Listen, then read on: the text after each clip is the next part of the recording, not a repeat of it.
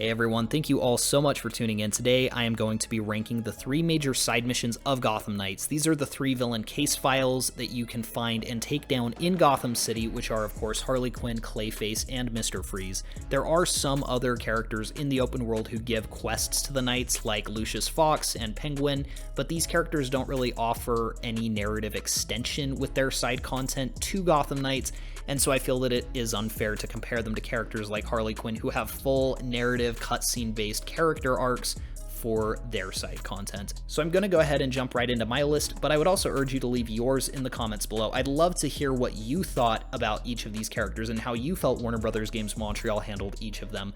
But jumping into number 3, the character I feel was handled the weakest is actually Mr. Freeze. Now I do want to say that I don't think any of these case files were handled badly in Gotham Knights. I think all of them offer some of the most visually compelling levels of the entire game, and each of them offers some of the highest variety in gameplay out of all of the open world content, and Mr. Freeze is no exception. This is a very intimidating take on the character with his tall stature and predetermination to evil. This feels like a far more cold-hearted, pun intended, version of Mr. Freeze than we see regularly in iterations of Batman. Unfortunately, while this very villainous take on the classic character initially felt very intimidating and very iconic, it wore off quickly when I realized that he retained very little of the emotional core that I love about this character.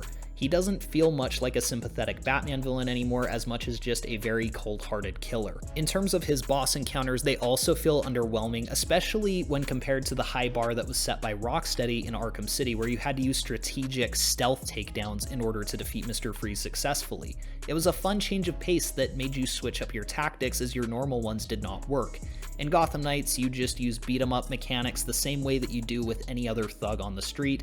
The only difference is that Mr. Freeze has more frustrating attacks that he can use to take you down more quickly. But overall, while it was very cool and dynamic when he flash freezed the city and the Elliott Memorial Hospital, the character just didn't feel very fleshed out or interesting. It felt like one of the weaker iterations of Mr. Freeze that I have seen in pop culture. His second boss battle, where he uses more robotics, to be fair, is more interesting and requires a little bit more strategy to take him down, but it reminded me of some of the boss encounters of the Amazing Spider-Man game from 2012.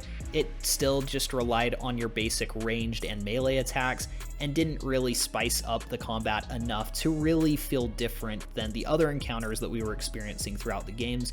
I will say that those final boss battles with Mr. Freeze did feel very climactic. They felt very big and very high budget to me, and I appreciated the set pieces and what they did visually with this character. At number 2, I'm going to put Harley Quinn. I feel that Harley Quinn would have made the top spot here except for one thing, which I will get into. But talking about the highlights of this character, I do feel like her missions are the most reminiscent of the Batman Arkham series. Going through Gotham General Hospital, going through Blackgate Prison, seeing how she's decorated all of the walls in her graffiti felt very similar to Mark Hamill's Joker of the Arkham games. Having her get on the PA system to mock the knight that you are playing as was a lot of fun, and the boss encounters with her also felt very climactic. I also felt that the mini-boss that you have to take on during the Harley Quinn mission was very well realized. Essentially, it's the regular combat system where you're trying to take down Harley's henchmen, but you also have bombs that you are trying to defuse between taking down the henchmen. It helped mix things up, it made the tension go a lot higher, and I thought it was really well handled. My only real issue with the Harley Quinn side mission was that I felt that her plan was a bit half-baked.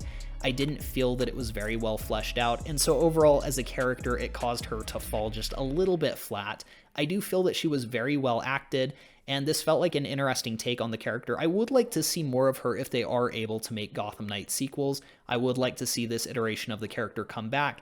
As it stands right now, it just didn't feel like it was quite enough of the punch that I really needed from this character in this iteration of Gotham City. Now, before I get into number 1, I just want to say if you are enjoying this video, please feel free to leave a like to support this channel. Please subscribe if you enjoy so that you can see more content like this when it is uploaded. And I do just want to take a second to thank you from the bottom of my heart for watching these videos. I do put a lot of work into them. The YouTube algorithm doesn't seem to recommend them very much, but for those of you who do watch them, I really do appreciate it. So getting into number 1, we have the one and only Clayface. Clayface is a character who was also used in the Batman Arkham series, but to a far lesser degree. He played a major role in Batman Arkham City, but more as a plot twist than a major player. In Gotham Knights, alternatively, he is not impersonating anyone or saving his reveal for the third act. Instead, he is just parading around as the 9-foot-tall pile of mud that he is, and it was a lot of fun. I feel like Warner Brothers Games Montreal really outdid themselves with some of the chase sequences and set pieces that we had with Clayface here.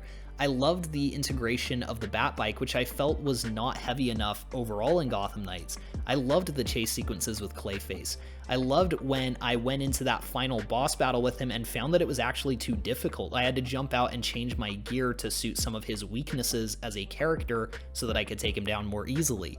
I really liked the boss fight. It felt challenging, it felt really climactic and big, and it just overall encapsulated the creativity that I wish had been spread around a little bit more in the rest of the open world of Gotham Knights.